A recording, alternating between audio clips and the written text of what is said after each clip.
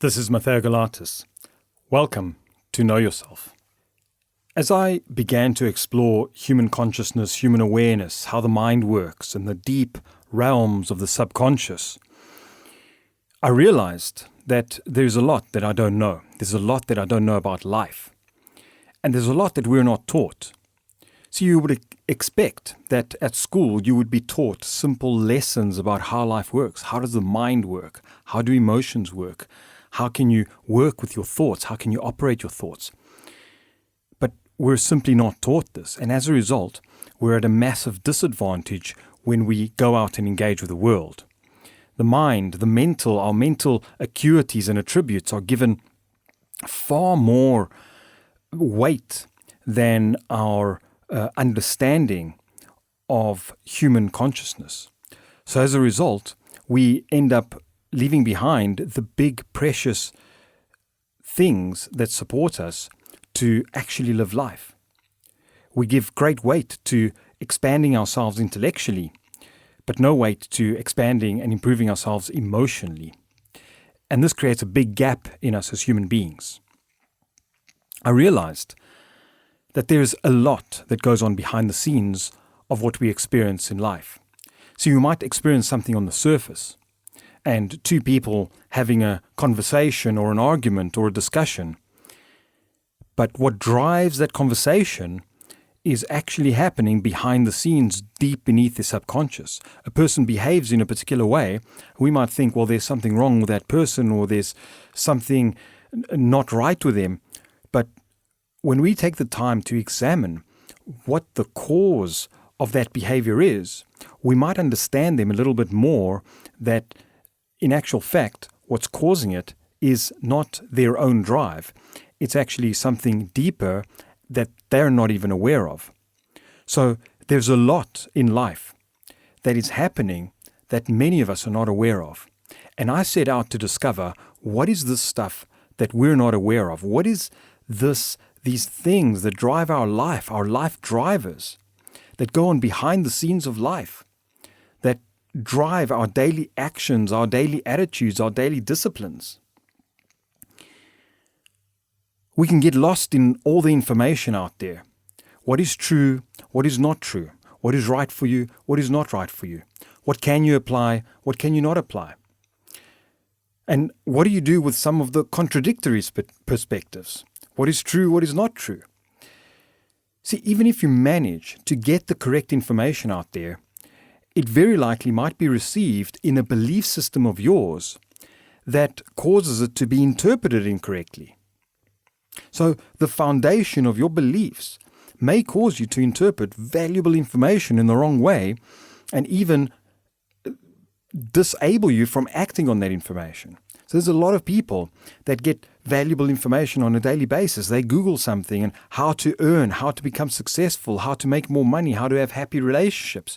But you find, even though we have all this information, wealth of information, people are not able to take the actions that enable them to have happy, healthy relationships, or more success, or more fulfilling work. So there's a problem, there's a big gap between what we know and what we're able to do and act on. And I wanted to make sense of this all. So I set out to discover for myself what goes on behind the scenes. What are we not aware of? So I want to take you through a snapshot, a short roadmap of what I discovered. Let's start with the foundations. You as a human being, you have a physical body, and you're also equipped with thoughts and emotions. But have you ever asked yourself, what are emotions? What is the purpose of emotions? How do I manage my emotions? How do you think positively about yourself, especially when you're not able to? How do you direct your thoughts to create things that you desire? How do you have affirming thoughts instead of self-depreciating thoughts? You might have noticed in yourself sometimes you beat yourself down with thoughts because of something you may have done wrong, and you carry on beating yourself down, and you don't know why. Well, why can't I think positively about myself or have greater confidence? Well, I began to explore and understand what are emotions and what are thoughts, and I learned a lot about not only thoughts and emotions, but also about my physical body.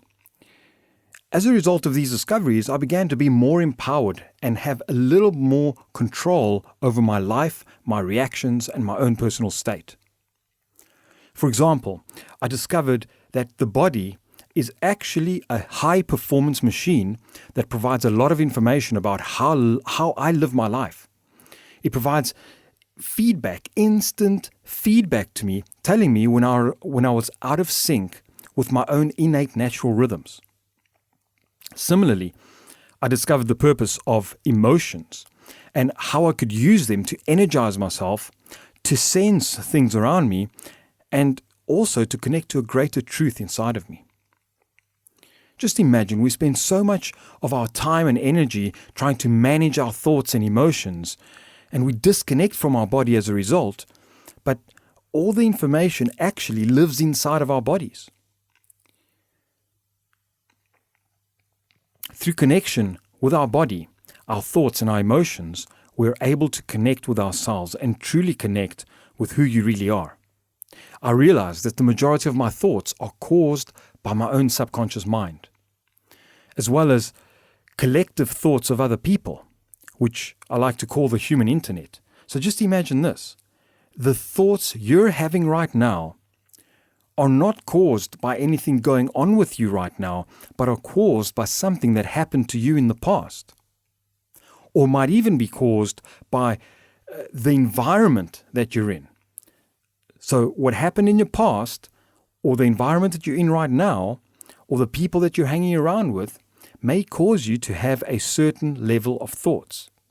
And you're thinking that you're having these thoughts, but actually it's happening in a mechanism outside of you. Now, this opened up a whole world of exploration for me to understand what is actually going on in my subconscious mind. And I found a lot of mainstream perspectives around the subconscious mind, and it wasn't enough. I needed to dig deeper. So I started to dig inside of myself. I wanted to understand what is going on inside of me and find, as a matter of fact, not what somebody or some important authority figure says, well, this goes on in your subconscious mind. I wanted to understand for myself what actually goes on, not from a theoretical point of view, but from an embodiment point of view and my own inner truth, having experiential knowledge and wisdom of what is going on inside of there.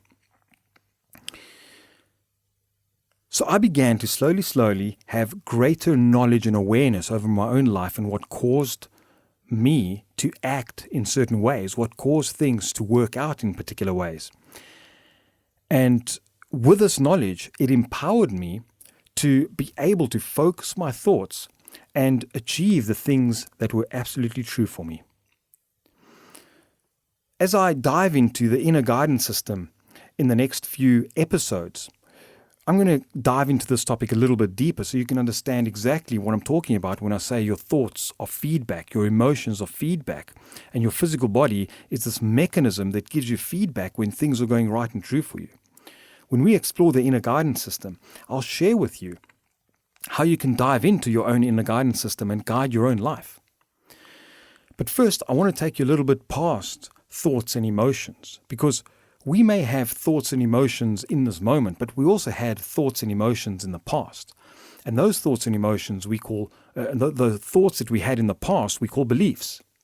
Now, those beliefs actually form the foundation which we live. I learned that the past beliefs run my life way more than my current thoughts do. Up to the age of 7 years old, I started like a sponge, just as we all do as human beings, as children. We're absorbing from our environment, and everything we take on up to the age of 7 starts to become our truth going forward into our life, and we take it into our adulthood unless we're able to explore and understand what's causing our own inner mechanisms. I realized that the past actually runs my life. So if I wanted to gain power over my life and gain greater levels of freedom over my life, I would need to go and explore the past and understand what scripts are running my life. what beliefs, what opinions, what perspectives, what misperceptions are actually influencing my life. I managed to learn some methods that can eradicate past beliefs and make my life easier. And I did. And things worked. And I started to find that I became a little bit happier, a little bit more joyful, a little bit more present in the here and now. And I needed less tools to actually put myself in this state. And I found myself more and more naturally in this more present and happy and joyful state. In that way, there was less noise in my head and I could make clearer decisions about my life. Now, the wormhole in my exploration got deeper. As I evolved into more research about human intelligence and human behavior, self-discovery, I realized that not only am I impacted by my own thoughts and what I absorb, but I'm impacted in a great deal by my family dynamics. We actually inherit patterns from our parents, our grandparents, all the way up to 7 generations back. This concept blew my mind. And not only did I get to see the information of it and understand it from a logical point of view, but I got to see it for myself, that my own family patterns and those of people around me were influenced by generations that came before them. This was one of the most profound discoveries I came across, and I'll be spending some time on this topic over the next few episodes, sharing my own experience as well as client case studies that I've had where we have resolved family patterns and their life began to change going forward. Since we're not aware of these patterns and how they influence us, we think it's our own behavior, and we tend to blame ourselves. We think I caused the problem when we behave in ways that we don't want to behave. And there's something wrong with us. We think, I'm the cause of this. I did something wrong. But when we actually explore and understand the behavior behind all of this was something we inherited from our own family system or from societal beliefs or from generations back, we get to have a little bit more compassion for ourselves. The thing is that when we're unaware of these cycles and patterns that affect our life, we tend to judge ourselves and think there's something wrong with us, and a blame cycle kicks in.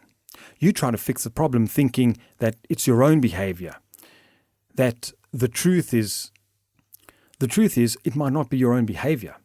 You can put all the work or the effort or the actions you like, but if you have a strong family pattern running your life, all your attention can get lost in that family pattern. And any problem you try to resolve might not be resolved unless that pattern is resolved. So if you find repetitive patterns happening in your life, repetitive experiences, negative experiences, things you dislike happening, it's very likely you're running a pattern, and I highly recommend that you go ahead and find someone that can help you explore the pattern. Not explore the behavior on the surface that you're doing, but explore the pattern and support you to resolve that. And a message that I like to give right away is that if there's anything going on in your life that you think is not healable, is not resolvable, is not fixable, I want you to think again, because it's possible there's very few things that I've come across that we're not able to fix, that we're not able to resolve in our own lives. We're able to transform patterns that came from the past. We're able to transform patterns that came from our parents. We're able to transform patterns that we inherited from society and old belief systems. We're able to transform our own belief systems and change them in such a way that we live different lives and different lives going forward. To take this a little bit deeper, I also realize that we're influenced by our society. We're influenced by the nation that we grew up in, the belief systems of the nation. We're influenced also by the planetary bodies. We're influenced by universal energies that go on. And the influence.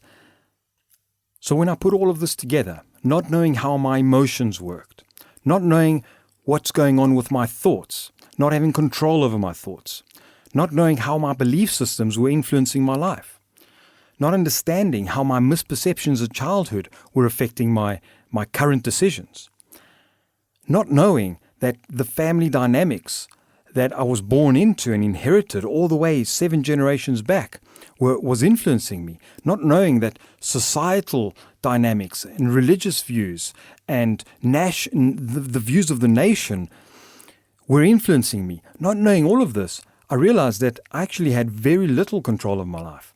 I was being influenced by so many factors that I didn't know what I was doing. I didn't know what choices I was making for myself. I thought I was making right choices for myself, but I got to discover that these choices were made from all these separate influences. So whether it's relationships that didn't work out, my work choices, my lifestyle choices, I discovered that I made a lot of choices that weren't really true for me. I was living my life by reaction. Worst of all, I realized that other people, my parents, family, adults, leaders in society, they didn't know what they were really doing with themselves either, because they weren't aware of the principles running them either. They were living their life by reaction.